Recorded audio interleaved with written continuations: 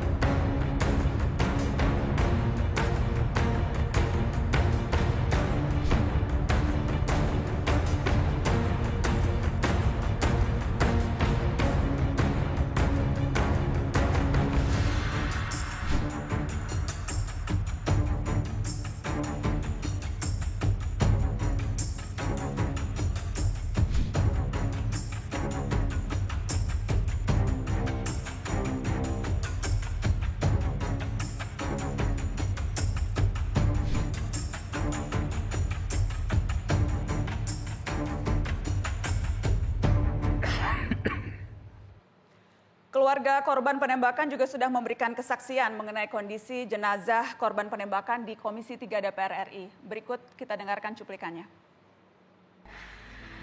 Ayah saya cerita sambil berderai air matanya sambil, oh ini benar-benar luka tembak itu di dada ada 3. Di punggung itu luka robek seperti diseret, sampai dikafankan pun darahnya masih mengucur. Saya melihat sendiri pas dimandikan. Menyaksikan itu kayak disiksa di punggung sini nih, kayak geseng, Pak. Terus mohon maaf, kemaluannya itu bekas diinjak dan pipisnya bengkak biru dan tangannya sini terkelupas. Dan juga tembakannya itu dari jarak dekat 4 lubang sini, Pak. Nembus ke belakang semua, Pak. Nauzubillah summa nauzubillah. Itu kesaksian di DPR dan di Mata Najwa juga tadi saya sudah perkenalkan hadir politikus dari PKS Bang Mardhani Alisera. Bang Mardhani, apa tanggapan Anda melihat rangkaian peristiwa yang terjadi sejak tanggal 7 Desember ini? Makasih Nak, bismillahirrahmanirrahim. Yang pertama ini kejadian luar biasa ya. Saya ikut Pilkada DKI, saya ikut Pileg dan Pilpres ya.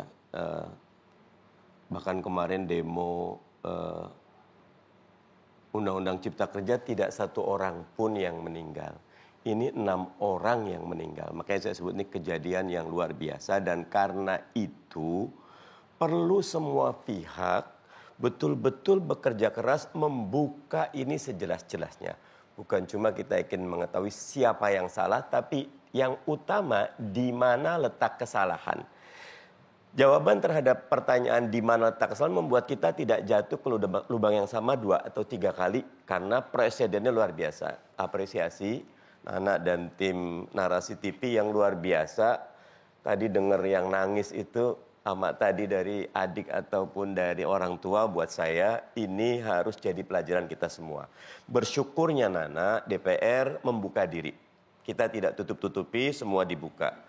Saya juga apresiasi buat Kompolnas yang ikut mengawal, teman-teman kepolisian ya, karena kalau ikut Undang-Undang nomor 2 2002 tentang kepolisian, tugas kepolisian itu mulia sekali Nak ya.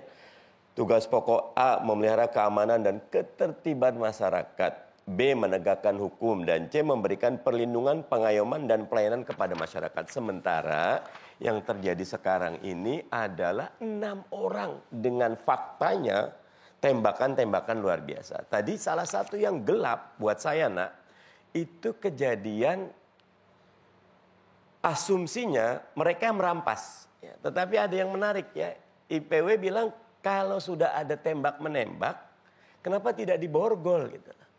Padahal ini jelas kemudian dari ditangkap sampai ke rumah sakit Polri, apa yang terjadi? Oke, tapi khusus soal tidak diborgol kan polisi juga sudah menyampaikan penjelasan karena yang menangkap adalah tim surveillance yang memang tidak dibekali atau tidak membekali diri dengan membawa borgol. Jadi itu penjelasan polisi kenapa tidak diborgol ketika dimasukkan ke dalam mobil sehingga kemudian disebutkan lagi-lagi versi polisi itu dicakar, dijambak, dicekek dari belakang polisinya sehingga kemudian dilakukan penembakan. Sekali lagi ini versi polisi. Monggo, makanya saya tetap apresiasi semua yang mau membuka diri. Apresiasi juga dengan kepolisian yang membuat rekonstruksi, bahkan Kapolda nanti membuat pernyataan. Buat saya semua harus dinyatakan karena sekali ada yang berbohong, sekali ada yang menutupi, maka ada ketidakjelasan. Saya punya sedikit data perbedaan keterangan teman-teman kepolisian sebelum dan sesudah rekonstruksi sama teman-teman FPI. Ya. Nah, makanya buat saya sekarang ini buka aja semuanya.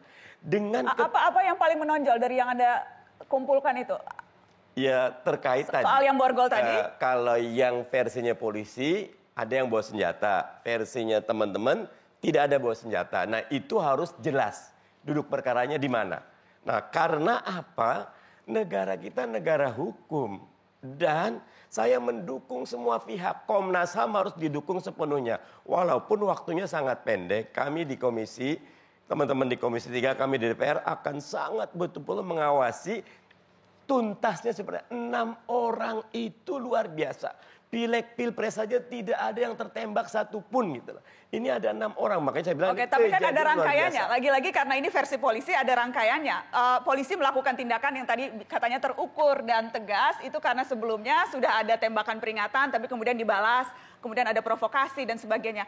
Bagaimana melihat peristiwa ini kalau kita gabungkan dari versi polisi dan kemudian juga versi FPI? Bukankah kemudian ada penjelasan kenapa polisi melakukan tindakan? Saya masih menunggu detail laporan dari Kompolnas. Karena terhadap rekonstruksi Kompolnas mengatakan ada... Komnas HAM. Komnas HAM mengatakan ada versi lain. Mereka menemukan proyektilnya, mereka juga sudah bertemu dengan keluarga, mereka juga sudah memanggil Kapolda. Kita dukung sesegera mungkin transparansi, akuntabilitas proses ini sampai harus ada penegakan hukum. Karena supremacy of law, equality before the law, due process of law harus betul-betul tegak dalam kasus yang luar biasa ini. Oke, tadi Anda sebutkan Komnas HAM. Setelah pariwara saya akan langsung berbincang dengan Ketua Komnas HAM. Apa saja temuan awal Komnas HAM atas peristiwa ini? Setelah pariwara, tetap di Mata Najwa.